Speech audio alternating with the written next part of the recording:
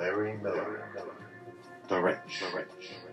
Hello, America and fellow space travelers. Welcome to the Wrenching Democracy Show. I'm Larry Miller, your host. The Wrench of Democracy. It's in with 2 weeks until we elect our new Commander-in-Chief.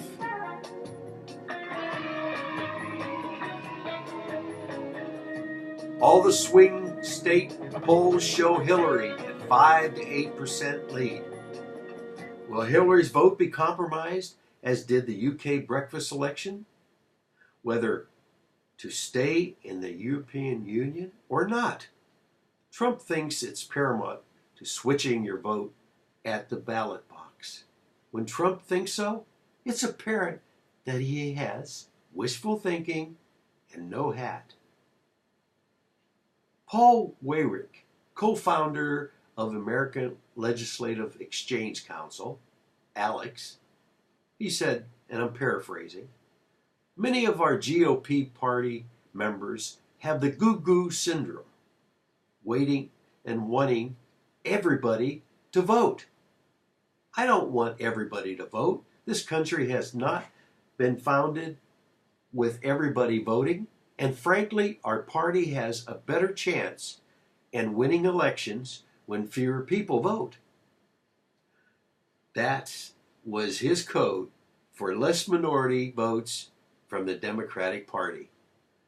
So, what's at stake in this election? A chauvinistic, misogynist, accused would-be rapist that could become the most powerful leader of the free world? Making 4 a.m. sex texting tweets to Putin's beautiful white Russian concubine women while sitting in his auspicious Oval Office, diddling over crafted notes for the de facto president-to-be Pence, his daily schedule. I can't wait. Or would you rather have a seasoned politician ready to pounce on the real issues and strengthen the State of the Union? By Hillary's skilled policy history, like Supreme Court justices and their selections, Affordable Care Act, Obamacare, remember that?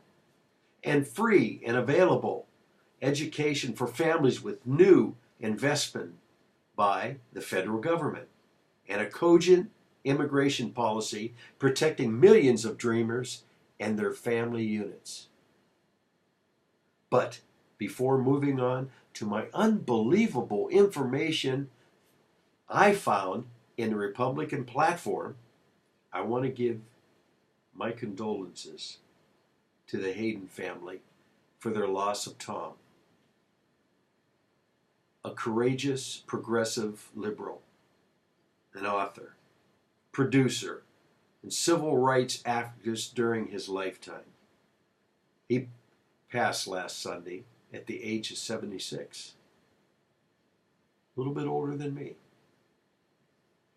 He founded the Students for the Democratic Society, also was a defendant for the Chicago 7 after the riots of 1968 Democratic Convention. Well, they were protesting President Johnson's Vietnam continued war. He was part of the famous Freedom Riders who clashed with the Southern police and did time in jail, during which he wrote 25,000-word manifesto and attacked racial discrimination and poverty. The manuscript was based on fraternity, honesty, and brotherhood. He organized the protest at the University of Columbia, where they burned draft cards. This was a symbolic gesture for the hatred of the U.S. for sending young men and women as disposable fodder to die in a war that we had no right to be in. The FBI had him under surveillance for 16 years. For what? being a progressive Democrat an outlier? He also traveled Vietnam in '74 with his wife, Jane Fonda, interviewing people about their lives after the war, and produced a documentary, Introduction to the Enemy, and authored over 20 books during his life. Promoted solar and rent control, and was elected to the state assembly in 1982 and held a seat in the state senate in 1993 through 2000.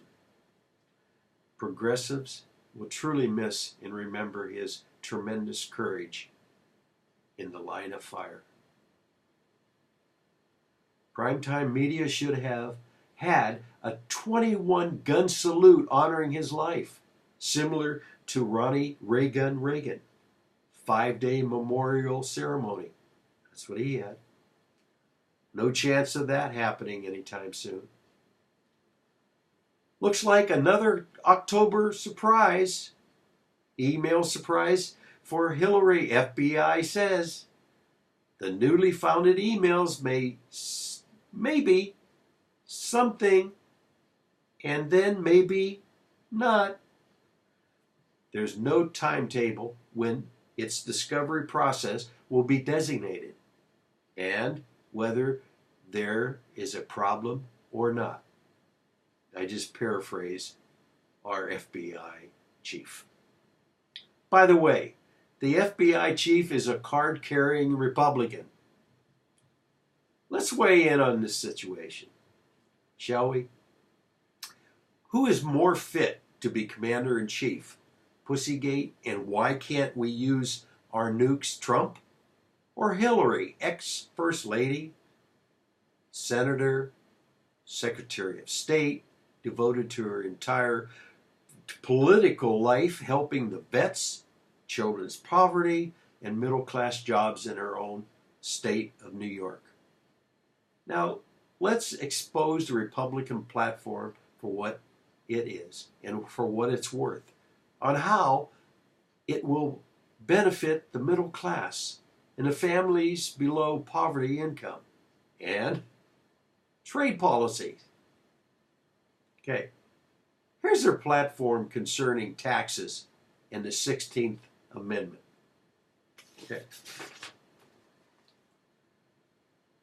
American people and any restructuring of the federal tax system, any value-added tax or national sales tax must be tied to the repeal of the 16th Amendment, which establishes the federal income tax. Unfrickin' believable. Repeal the 16th Amendment. Income tax. This is going to take us back to the, 17th century? Oh. So, let's look at their view on winning trade policy. All right? And this is what they said. When trade agreements have been carefully negotiated with friendly democracies, they have resulted in millions of new jobs here at home supported by our exports. Well, let me tell you, we have fewer exports of American products delivered to other countries, whereas China, Taiwan, and other countries may devaluate their currency and at the same time dumping their cheaply made products into our big box store and continued reduction of our exports, thus lowering our living wage. Hooray! An economic spiral out of control. Here's my solution. Stop the free trade agreements and go back to the good old-fashioned tariff, where imports from countries may pay a value-added tax on their products, and this tax works as a progressive fee, whether in importing or exporting. I'll follow up with more of the weekly drafted Republican National Committee's platform prior to the election on November 8th. But I want to give you some insight what's in lie-in-wait scheme of Mr. Trust Me, the Donald, and his de facto president-to-be, Governor Pence. Trump's first selection as the de facto president was Governor Kasich to run POTUS, Daly's domestic and international affairs. That's pretty much the whole job of Commander-in-Chief, isn't it? Cogent Kasich refused, but falling behind in the gubernatorial polls in Indiana, Pence quickly took the bait. How high do I jump, Senor Trump? Trump says, as high as I want, Mr. Frog. Well, until next time, remember those immortal words from the greatest progressive ever, Franklin Roosevelt. His words were, fear not, but fear itself. Love you, America. Bye.